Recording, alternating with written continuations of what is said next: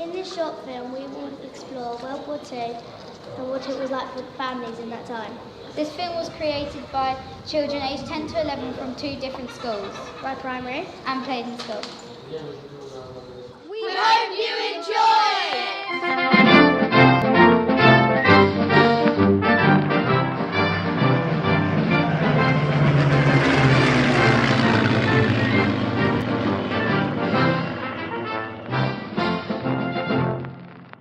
10 seconds of silence. It's not a long while, 10 seconds, but it's all it will give you to hide. The doodlebug bomb is coming, so make yourself scarce to survive.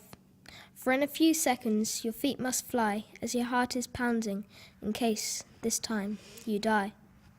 The buzzing bomb is still droning, so I know it's still up there. It's the 10 seconds of silence as it falls through the air that is so cruelly unfair.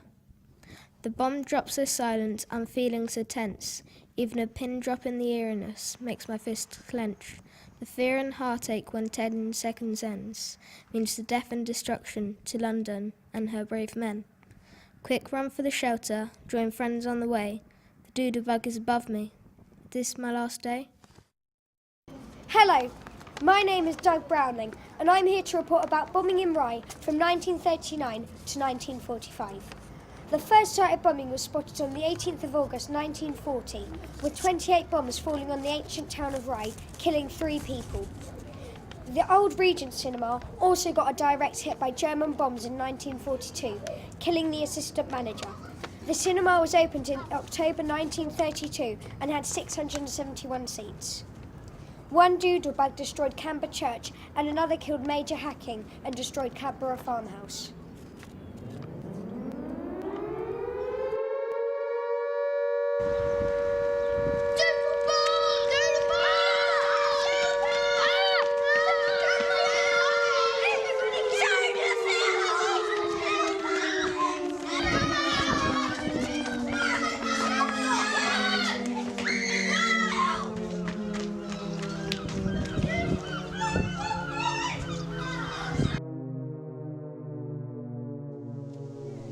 Were you scared when the war started? Not too much, no, because I suppose I was only 8 and I didn't quite understand it. But yeah, we got bombed out. The house got bombed, and we had to go in the shelter. You know, when the sirens went, we had to sort of go down into the shelter till it be all clear.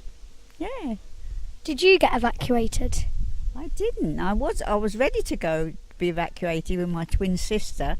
And I was at the station waiting to get on the train, and I spotted my mother, and I just ran towards her.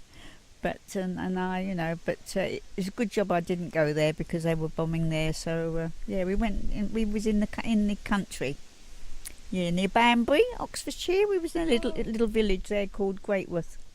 Yeah, during the war. Yeah, it was a happy time really. My childhood was very happy there. Yes. Did you struggle with rationing food or? Not too much, because when I was in the country in the village, you sort of had all fresh eggs and chicken and things like that. So no, not really. No, and you grew your own vegetables, so that was handy. So no, I think I've done quite well, really. Yeah. Well, thank you. That's okay, dear. Thank you for asking me the questions. Is it all for the school then? As far as I can remember, I was 5. I went with my sister, who was 7. We didn't go with their parents, we went with the school. We were evacuated to a place called Blackwood. It was a mining area, very, very dirty, black, as you can imagine. Yeah. The people were all very interested to begin with, to what we looked like. I think they thought we were aliens when we came. We didn't like it at all. All we had to eat, or majority of our food, was all bran.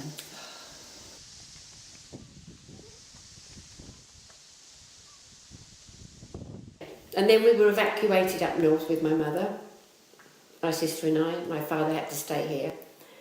And we then came back to Rye once they found us another house in Ferry Road. And after a while, we had another bomb which we got the full blast of, and which we were under the table in the kitchen. And this one I do remember, when the siren went and the all clear went, we got out from under the table and looked out. There was no pane of glass in the windows because they were all little square ones in those days. And the backyard, as we called it then, was absolutely full of earth. There was only the roof, or the whole of the roof had gone. And we had to dig us out, my sister and I. My mother was there. And I had beautiful blonde, curlish hair before. And when they dug us out, my hair had gone straight with the shock of being bombed out, being bombed.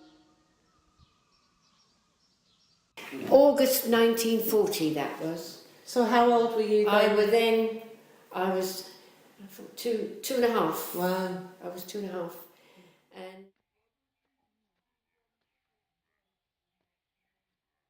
we were made welcome, but we were very homesick. And each time my mother wrote, we didn't know, and the woman kept all the money that my mother sent. No. So you never got her letters? We never got it, no. So you must have thought she wasn't thinking of you, or... Well, I think we did, really. I think we were just unhappy, just together. You know, we stayed together. And how long were you there for? Over a year. Okay. And then you returned home? Yes. And then that was when I was very ill afterwards. You were very ill? Yeah. Do you think that was because of being in that place? Or? I should think so. Well, I had pneumonia so badly. Okay. And, dear. I was very ill.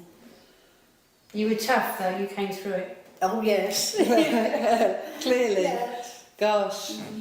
Yeah. But that was our worst time. Yeah. We didn't mind the doodlebugs or anything like that. Rather... You know, we just got so used to them. So we used to play out and we really watched them. Kind of thing. Yeah. You did. Rather that than be away. Oh, yes. We could never understand why we had to go and my brother and my other sister didn't. Right, okay. Were they older than you? My sister was older but my brother was younger. And they went to Tenby with my mother. So I don't know why the different arrangements.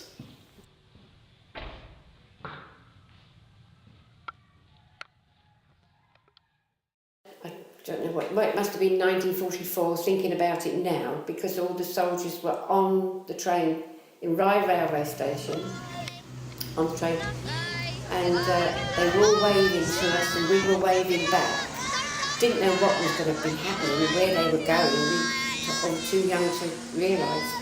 Known since, of course. But they threw all their pennies out to us. They wouldn't need them where they were going, obviously, but we didn't know then. But they threw all their pennies out to us and we were all round grabbing them, you know. And we just thought it was fun, great fun. But obviously if we'd known what that was ahead of them, you know, we would have been different. But it was, yeah, I remember that very well indeed.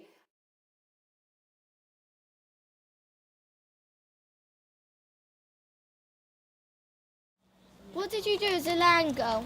We grew crops and supplied food for the soldiers and the people at home. And what about you? Well, we were very proud of helping because the food was being rationed. What age was you when you first started in the Women's Land Army? We were both 19. And how much did you get paid? 1 shilling per hour, and we worked 48 hours per week. But it still made a difference to the family as it was a very difficult time as father was off at war. And how did you feel being a land girl? Well, we were proud to be helping and we wanted to get out instead of just being stuck inside, feeling like we weren't helping. Yeah, we were very proud. What would you like to do after the war? Well, I would like to stay in the Land Army, and I don't want to spend the rest of my life working in the house.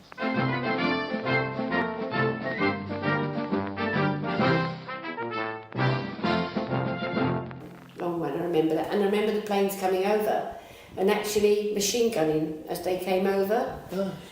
And The doodlebugs, I remember them very well. Remember the sound I can hear now.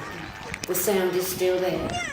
But I remember watching dog fights. Right. I remember watching them.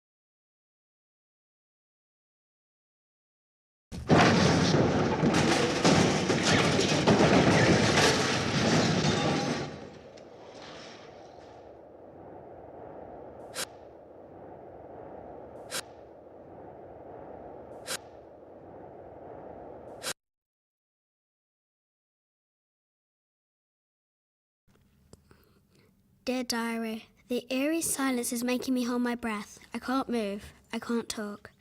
10 seconds of silence. It's supposed to be quick, but alas, they seem to last forever. Why did Germany have to invade?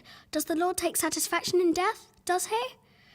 10 seconds of not knowing what's going to happen.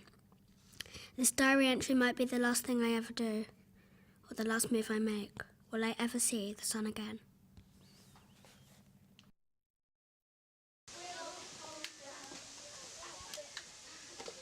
We were very lucky, my sister and I, well, she's got more than I have, shrapnel marks. Right. She's got them on her back.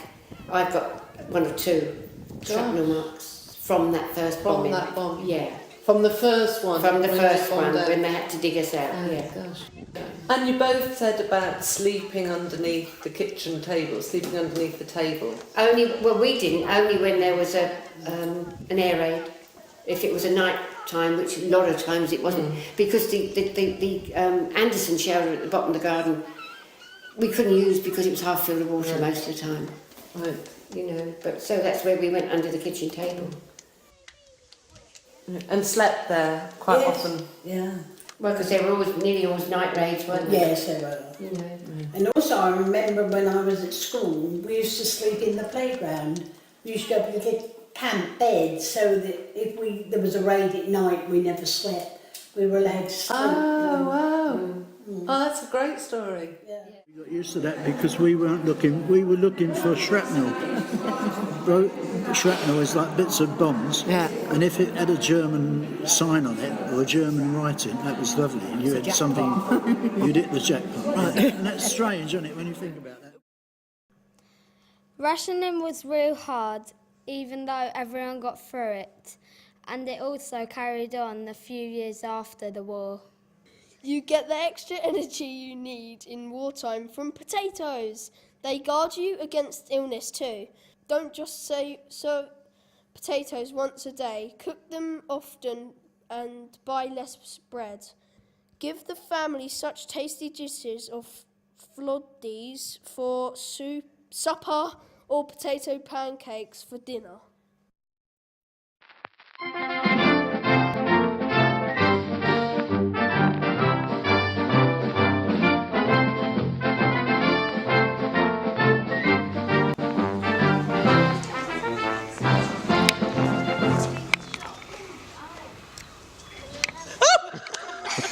Ha ha ha!